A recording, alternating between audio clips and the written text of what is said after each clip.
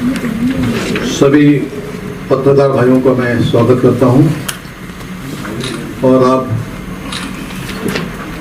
हमने short notice पर आपको सूचना भेजी, आप उपस्थित हो गए सब, मैं इसके धन्यवाद भी देता हूं। मैं अभी राष्ट्रीय पिछड़ा वर्ग के चेयरपर्सन आयोग के अध्यक्ष के रूप में मैं आपसे कुछ बात करना चाह रहा हूं। आप सभी जानते हैं कि हमारे देश के प्रधानमंत्री नरेंद्र मोदी जी ने जो राष्ट्रीय पिछड़ा वर्ग आयोग जो वर्षों से 93 से, लेकिन उस आयोग को संवैधानिक दर्जा नहीं था, स्तर नहीं था, तो उस आयोग की ताकतें कम थी। लेकिन प्रधानमंत्री जी के जैसे ध्यान में आ गया है तो उन्होंने 2018 में आयोग को संवैधानिक दर्जा देने के बाद में, और उसके बाद में अभी पिछले 6 माह पूर्व उसका चेयरपर्सन बनने के बाद मैंने जो देखा है, कुछ काम करने का मौका मिला है, तो कुछ काम करते समय में, और सरकार की जो मंशा है कि पिछड़ा वर्ग के लोगों को, हमें जो बात सरकार कहती है सबका साथ सबका विकास, उसी के अनुरूप इतने नहीं कि संविधान में जो हमें अधिकार दिया है देश में लोकतंत्र की स्थापना के बाद में, हम सभी को समानता का अधिकार देते हैं, विषमता समाप्त करने का ये देश का संविधान कहता है। तो पिछड़ों को भी न्याय मिले, उन्हें भी हर क्षेत्र में समानता से शिक्षा हो, सांस्कृतिक हो, सामाजिक हो, बिजनेस में हो, सभी जगह पर उन्हें भी आगे बढ़ने का मौका मिले। इसी दृष्टिकोण से प्रधानमंत्री जी ने राष्ट्रीय पिछड़ा वर्ग आयोग को संवैधानिक दर्जा दिया था। मैं आपके नॉलेज में इतना देता हूँ कि इस आयोग के और प्रधानमंत्री जी ने राष्ट्रपति महोदय के सूचना भेजकर मुझे जो अधिकार दिया है, तो मैं कोशिश कर रहा हूँ कि जो हमें संवैधानिक, अभी हमें 27% का आरक्षण है ओबीसी को, पिछड़ा जाति को, वो पूरा हर क्षेत्र में इम्प्लीमेंट हो, बैंक हो, पीएसयू हो, सरकारी दफ्तर में हो। और इतने नहीं तो एक सरकार ने ये भी निर्णय लिया है कि कॉन्ट्रैक्टर लेबर जो होते हैं उनमें भी 27% का आरक्षण दिया हुआ है, जो सरकारी कंपनियों में काम करते हैं, सरकार में काम करते हैं। इस सब करते समय में मैंने आपको सबसे पहले बड़ी अच्छी बात यह है कि 2006 में लोकसभा में जो बिल पारित हुआ था सेंट्रल एजुकेशन एक्ट में, तभी से हम लोगों को मेडिकल कॉलेज में आरक्षण मिलना चाहिए था पिछड़ा जाति के लोगों को। सरकार ने दिया नहीं, और अभी जब हमने 2020-21-22 में जो इस सरकार ने जो आरक्षण दिया है, तो जिस माध्यम से इस वर्ष, पिछले वर्ष करीब मेडिकल कॉलेज में 4000 छात्रों को, जिसमें 1500 MBBS के, 2500 MD के छात्रों को न्याय मिला है। अगर 2006-07 से अगर न्याय मिलता, आरक्षण मिलता, करीब 50-52 हज़ार छात्रों को इसका लाभ मिलता पिछड़ा जाति के। एक बहुत बड़ा नुकसान पिछली सरकार के कार्यकाल में हुआ है, जो प्रधानमंत्री जी ने उसको आगे बढ़ाते हुए सभी को न्याय देने की कोशिश की है। इसी तरीके से 2006-07 में जो एक्ट बना था, उसमें केंद्रीय विद्यालय, नवोदय विद्यालय और सैनिक विद्यालय में भी हम आरक्षण दे सकते थे, जो अभी लागू हुआ है। इसमें हजारों बच्चों को इसमें फ़ायदा मिल रहा है। मैंने आपको इसमें नोट में कुछ फिगर दिए है कि करीब शैक्षणिक क्षेत्र 2021-22-23 में करीब 1,19,000 से अधिक ओबीसी बच्चों को दाखिला दिया गया है केंद्रीय विद्यालयों में, जो पहले इससे वंचित रहा करते थे। ऐसे नवोदय का भी वही हिसाब है और सैनिक स्कूल का भी वही है। वैसे ही राष्ट्रीय के, देश के वित्त निगम में भी सरकार ने ओबीसी के लिए जो दिए हैं लाभार्थी के रूप में जो लोन दिया जाता है 4 से 6% ब्याज के दर पर, तो उसमें भी सरकार ने काफ़ी अच्छा काम किया है। हम आयोग के माध्यम से इसका हम रिव्यू लेते हैं तो वो सब सामने बातें आई हैं। 1,94,810 से अधिक लाभार्थी इसमें पाए गए हैं और इसकी संख्या बढ़ भी सकती है। लोगों में जागृति करने की जरूरत हमें महसूस हुई है। एक विशेष करके मैं ये बताना चाहता हूँ कि बैंकों में और जो लोन मिलता है बिजनेस के लिए, उसमें भी मुद्रा लोन से लेके और प्रधानमंत्री जन धन योजना से लेके हर चीज में ये पहली बार ऐसा हुआ है कि लाखों लोगों को ओबीसी होने के अभी वहाँ पे ट्रेस हुआ है कि ओबीसी प्रवर्गों को भी हमने कोटा पूछा है कि आप कितना लोगों को दे रहे हैं। आयोग के रूप में मैंने इसकी जानकारी ली है, तो काफ़ी बड़ी संख्या में मैंने आपको लिखित दिया हूँ। तो बहुत बड़ी संख्या में प्रधानमंत्री जन धन योजना में भी एक बैंक का उदाहरण दे, पंजाब नेशनल बैंक में 2022-23 में 77.74 लाख ओबीसी लोगों को जनधन खाते का लाभ मिला है, जिसमें 3,578 करोड़ से अधिक रुपए वहाँ जमा पाए गए।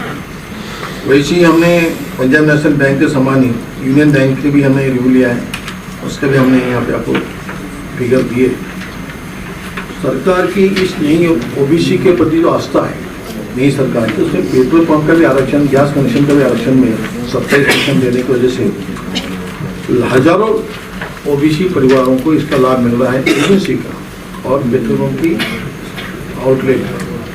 ये पहली बार देश में हो रहा है। अभी देखिए कि हमारे इस सरकार ने 2018 में ओबीसी के लिए 9,629 पेट्रोल पंप का ओबीसी के विज्ञापन निकाला। ये बहुत ही अपने आप में बहुत बड़ी संख्या होती है। इसी तरीके से गैस कनेक्शन का भी ऐसी फिगर आया हुआ है। आईआईटी में ओबीसी क्षेत्र छात्रों को भी ट्यूशन की फीस जो माफ की गई है, उसका भी बहुत ओबीसी छात्रों को बहुत लाभ मिला है और इससे ओबीसी छात्रों को आईआईटी इस तरह के उच्च शिक्षा में भी प्रवेश लेने के लिए रास्ता खुल गया है। और ये सभी बातों के साथ मैं अभी आपको पिछले 6 माह में हमने जो राष्ट्रीय पिछड़ा वर्ग आयोग के माध्यम से काम किया है, तो मैं करीब महाराष्ट्र में है, बिहार में है, पंजाब में है, राजस्थान, तेलंगाना, पंजाब, चंडीगढ़ और उत्तर प्रदेश के दौरे किए हम लोगों ने। यहाँ पर जितने भी सरकारी नौकरियों में, तो सरकार में हो या पीएसयू में, बैंकों में हो, सभी जगह के हमने रोस्टर चेक किए हैं और सभी जगह पर रोस्टर में कहीं ना कहीं कमियां पाई गई है। अब मैं किसी कंपनी का या किसी सरकारी दफ्तर का उल्लेख नहीं करता हूँ, लेकिन सभी स्टेज में कहीं ना कहीं खामियां थी। हमने उन्हें निर्देश दिए हैं आयोग के चेयरमैन के रूप में कि जल्दी रोस्टर दुरुस्त करें और कहीं पर भी पिछड़ा जाति के कर्मचारियों पे अन्याय ना हो, वर्ग के लोगों पे। इसका हमने स्पेशल उनको निर्देश दिया है, आदेश भी दिया है, जो हमारा अधिकार में आता है। करीब हमने आयोग में 6 माह में 100 से अधिक मामले जो गंभीर चल रहे थे उसको निपटारा कर दिया है। पंजाब, चंडीगढ़ में आयोग के शासकीय दौरे के दौरान हमने 10 से ज़्यादा मामले को निपटाया है। वैसे बिहार में भी हमने 100 से अधिक मामले, हम जब गए थे स्वयं लेके वहाँ पे हियरिंग ली थी, तो 100 से अधिक मामले वहाँ निपटाए। इससे सभी जगह पर ऐसे ही 300 से अधिक मामले हमने तत्वों में बैठ के सॉल्व किए। और पश्चिम बंगाल के विभिन्न विश्वविद्यालयों में ओबीसी के असिस्टेंट प्रोफेसर के 95 पद, एसोसिएट प्रोफेसर के 80 पद और प्रोफेसर के 56 पद बैकलॉग के चिन्हित किया गया। हमने उस वक्त वहाँ के चीफ सेक्रेटरी से कहा था कि इन जो भी यहाँ बैकलॉग है उसे पूरा करें, क्यों तो हमें उनके ओबीसी वर्ग के लोगों का ये अधिकार है, इसे पूरा करने का पूर्ण अधिकार सरकार को होता है, चीफ सेक्रेटरी ज़्यादा जिम्मेदारी होती है। ऐसे हमने सभी जगह पे, गुजरात हो, महाराष्ट्र हो, जहाँ जहाँ भी ऐसी कमियाँ दिखी उसको हमने पूरा करने का प्रयास किया है। कुछ राज्यों में हमें एक केंद्रीय आयोग के रूप में, जैसे राज्य में ओबीसी की जो सूची होती है, बीसी की, ओबीसी की, वैसे ही कुछ राज्यों से हमें प्रस्ताव आए हैं कि जिन्हें केंद्रीय ओबीसी में सम्मिलित किया जाए। इसकी जो प्रक्रिया होती है, हमें राज्य सरकार सूची भेजते हैं कि राज्य सरकार में इन जाति की हमने ओबीसी में रखा हुआ है, बीसी में रखा हुआ है, आप केंद्रीय सूची में सम्मिलित करें। तो इसमें गुजरात से कुछ जातियाँ आई थी, जो खरक जाति की हमें सूची मिली है, हमने उसकी प्रक्रिया चालू कर दी है। महाराष्ट्र से भी, महाराष्ट्र सरकार ने भेजी, लोधी, लिंगायत, भोयर, पवार, झाड़े और भी 2-3 जातियों के उन्होंने हमको नाम भेजे थे।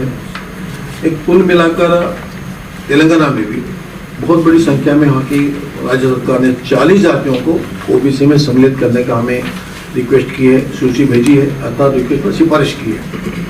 उस पर भी हमने प्रारंभ कर दिया है काम करने का। अभी हम उसको इस 1 माह में हम सही इन जातियों को, आंध्र प्रदेश से भी कुछ जाति आई है, तुरुपु कापू जाति है और भी जातियाँ हैं, इनको भी ओबीसी सेंट्रल में सम्मिलित करना है। हिमाचल प्रदेश से भी आई हुई मजरा जाति की, हरियाणा में भी गोसे जाति के आया है, कुछ आसाम से भी कुछ जातियों के आए, पंजाब से भी कुछ जाति के आए हैं। यादव वहाँ ओबीसी में नहीं आते, केंद्र में ओबीसी में लेने की सोचना की है। इस तरीके से राज्य सरकार के जो अधिकार है, हमारे जो अधिकार है, दोनों तालमेल बिठा के हम ओबीसी को हम अपनी यादी में सूची में लेते हैं। तो सरकार ने 2021 में जो संविधान 105 का संशोधन किया था और जिसमें राज्यों को ही ओबीसी में सम्मिलित करने का राज्यों का अधिकार दिए है, तो जो भी हमें करना है राज्य सरकार के माध्यम से हमें सेंट्रल ओबीसी में सूची में लेने का अधिकार है। कुछ गंभीर बातें हमारे सामने आई है, जो कि ये तो हमने दिया है कि किस तरीके से हमारे केंद्र सरकार ने जो ओबीसी आयोग को अधिकार देने के बाद में और 27% का जो आरक्षण संवैधानिक स्वरूप में देने की वजह से जो मेडिकल है, उच्च शिक्षा के क्षेत्र में जिस तरीके से प्रगति हुई है, न्याय मिला है, उसका हम जब रिव्यू ले रहे थे तो राजस्थान में हम जब गए थे तो राजस्थान में नॉन क्रीमिलियर ओबीसी के प्रमाण पत्र बनाते समय एक बड़ी गलतियां चल रही थी, अनदेखी हो रही थी। ओबीसी में नॉन क्रीमिलियर सर्टिफिकेट बहुत महत्व का होता है। उसके बगैर लड़कों की एडमिशन या सिलेक्शन में प्रॉब्लम आती है, प्रमोशन में प्रॉब्लम आती है। तो उसमें नॉन क्रीमिलियर के लिए वहाँ पर क्या होता था कि माता पिता का आय तो देखी जाती है, लेकिन वहाँ पर बहन भाई और भी नजदीक के रिश्तेदारों की भी आय देखी जा रही थी, उनको वंचित रखा जा रहा था। हम 21 फरवरी को वहाँ गए थे तो हमने उनको मुख्य सचिव से मीटिंग के बाद में हमने निर्देश दिया है कि आप गलत कर रहे हैं, ओबीसी छात्रों के साथ में अन्याय हो रहा है। तो उन्होंने दुरुस्त करने का पूरा प्रक्रिया चालू कर दी और हमें पत्र आया है कि उन्होंने सुधार कर दिया है। राजस्थान में 7 जिले ऐसे थे कि जो हम रिव्यू लेने गए थे कि वहाँ ओबीसी को आरक्षण नहीं दिया जा रहा था, और हमने पूछा कि ओबीसी रहते नहीं रहते, बोले क्यों नहीं दिया जा रहा है। तो उस पर जांच हुई, हमने निर्देश दिया था कि सभी लोगों को कुछ कम प्रमाण में क्यों ना हो और संख्या कम हो, लेकिन आरक्षण देना चाहिए, ये संवैधानिक अधिकार है उनका, उन्हें देने का प्रारंभ कर दिया है। बिहार में जब हम 11 मई को गए थे तो वहाँ पर एक बड़ा गंभीर मामला ऐसा आ गया है कि बिहार और झारखंड 2 स्टेट एक थे पहले, झारखंड जब अलग हो गया तो वहाँ पर कुर्मी जाति के लोगों को आरक्षण मिलता था, उसका नाम था कुर्मी में मोहंती, ऐसा उसको लिखकर उसको जाति मिलता था। छोटा नागपुर क्षेत्र में वो लोग रहते हैं, वहाँ लिखा होता है छोटा नागपुर क्षेत्र। जब बिहार को अलग किया गया, झारखंड को अलग किया गया, तो उसमें सुधार नहीं हुआ है और इतने दिनों से वहाँ पर कुर्मी जाति के लोगों को आरक्षण जो मिलना चाहिए वो नहीं मिल रहा था। लेकिन चोरी छुपे उन लोगों को आरक्षण दिया जाता था कि कुर्मी रहते हुए उसमें वो उसको पब्लिक में उनको दिया नहीं है कि भाई छोटा नागपुर क्षेत्र में जो देते हैं वहाँ वो मोहंती जाति के लोग कुर्मी मोहंती रहते हैं, तो वो न लिखते हुए भी उनको दिया जा रहा था। अभी हम जब वहाँ गए थे तो हमने उनको बोला है कि ये गलत है, इस तरीके से काम नहीं चलेगा, आप उसको अमेंडमेंट लाइए, इसमें सुधार कीजिए, आपके व्यवसाय को दुरुस्त कीजिए। तो वहाँ पर उसके बाद में उन्होंने दुरुस्ती की और साथ में ही वर्षों से अर्थात 1993 से लेकर अभी तक, जब हम 11/5 को बिहार गए थे तब तक का नॉन क्रीमिलियर के लिए वहाँ पर चतुर्थ श्रेणी के तृतीय श्रेणी के कर्मचारियों का आय जो देखी जाती है आय, उसमें काउंट नहीं होती है और साथ में खेती से मिलने वाली आय को भी काउंट नहीं करते हैं। लेकिन वहाँ पर वर्षों से ये चल रहा था कि 4th क्लास तृतीय श्रेणी के चतुर्थ श्रेणी के कर्मचारियों की आय अपने बच्चों के लिए बाधा बन गई थी और कृषि की आय भी उसमें काउंट नहीं होती। तो इस वजह से वर्षों से वहाँ का ओबीसी वर्ग नॉन क्रीमिलियर सर्टिफिकेट लेने में अड़चनें पैदा हो रही थी। और कई दिनों से ये मामला चल रहा था। जब हमने मीटिंग ली और वहाँ पर हमने चीफ सेक्रेटरी नॉलेज में बात ला के दी है कि कुर्मी जाति का विषय और नॉन क्रिमिनल में जो वादा आ रही है ओबीसी वर्ग के लिए, जो सरकार चाहती है कि इन्हें न्याय मिले, ये जो सरकार की नीति बनी है, राज्यों ने माना है। और ओबीसी के लिए सबसे बड़ा आंदोलन कहीं चला है तो बिहार से चला था और बड़े बड़े नेता वहीं से निकले थे, फिर भी वहाँ ऐसा अन्याय हो रहा था। दूर करने में हमें सफलता मिली है, अभी वहाँ पे सुधार हुआ है और वर्षों से जो अन्याय हुआ था वो हुआ है, उससे बहुत नुकसान हुआ है ओबीसी वर्ग के छात्रों का। उस तत्कालीन तो आज तक उसमें सुधार हो रहा है, हो जाएगा। इसमें और एक सबसे विशेष बात है कि पंजाब में 27 आरक्षण होने के बावजूद भी वहाँ पे 12% आरक्षण दिया जा रहा है, 12। हमने पूछा ऐसा क्यों हो रहा है, तो जवाब तो नहीं था। हालांकि वहाँ पे एससी वर्ग के लिए 25% आरक्षण दिया जा रहा है 50 में से, और 12 ओबीसी को दिया जा रहा है, टोटल 37 जा रहा है। 13% बचा हुआ है।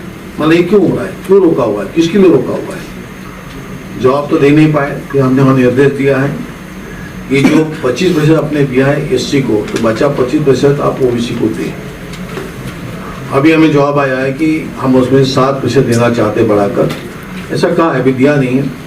तो ऐसे कहीं ना कहीं ओबीसी के साथ में कई राज्यों के ऐसी गलतियां हैं जिसमें आरक्षण देने में रोका जाता है।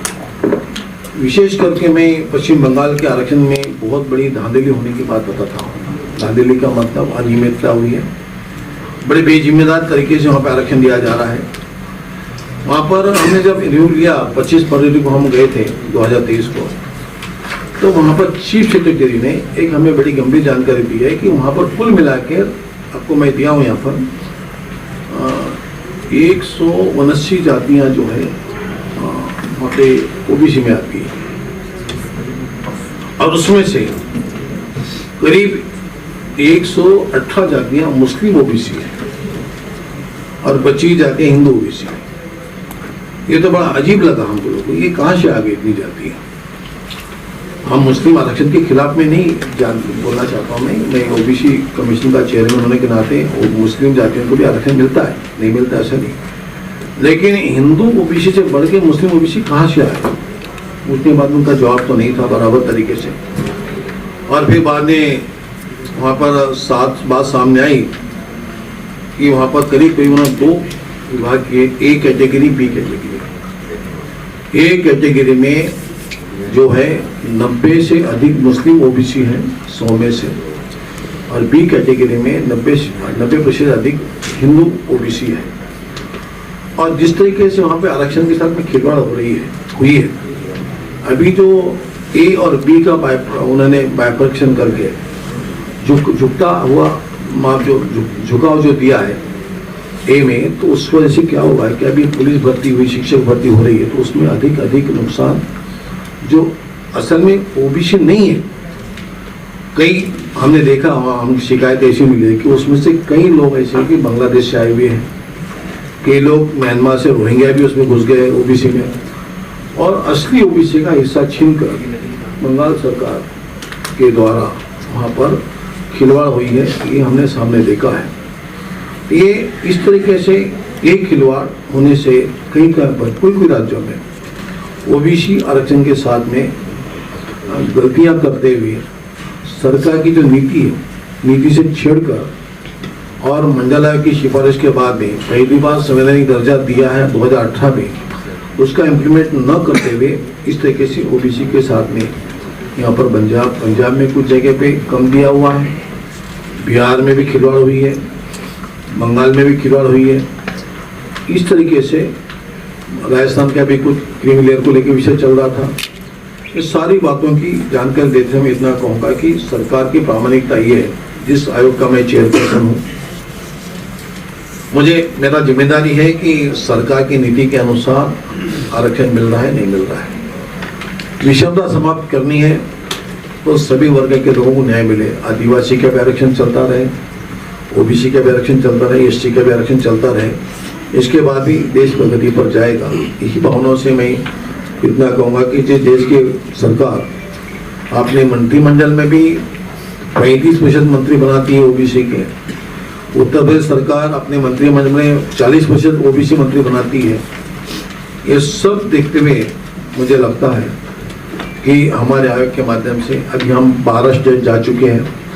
12 स्टेट में कुछ वहाँ तो हमने जो गलतियाँ देखी थी उसको दुरुस्त करने के निर्देश दिए हैं। और साथ में ही अभी जितने भी हमने सरकारी कंपनियों बैंक से रिव्यू लिया है उसमें बीपीसीएल से लेके एचपीसीएल जो पेट्रोलियम कंपनियां हैं, आईओसीएल और ऑर्डिनेंस फैक्ट्री की बड़ी बड़ी कंपनियों के साथ में हमने रिव्यू लिया है। और साथ में जो बैंक्स है अभी हम 4 बैंक से हमने रिव्यू लिया है। 12 बैंक का है देश में नेशनलाइज, यूको बैंक, एसबीआई और union bank, Punjab national bank से हमने पूरा रिव्यू लिया है। चंडीगढ़ में, पंजाब में, हरियाणा में भी हमारा कुछ वहाँ की जो पीजीआई है और साथ में हिंदुस्तान सालन लिमिटेड है, शॉर्ट लिमिटेड है, यूनिवर्सिटी ऑफ हैदराबाद है, उस्मानिया यूनिवर्सिटी है, दिल्ली विश्वविद्यालय है और आईआईटी दिल्ली, ऐसे अनेक कंपनियों में, अनेक यूनिवर्सिटी में, अनेक बैंकों में जाने के बाद में हमें लगा कि सब जगह रोस्टर मेंटेन नहीं होता है।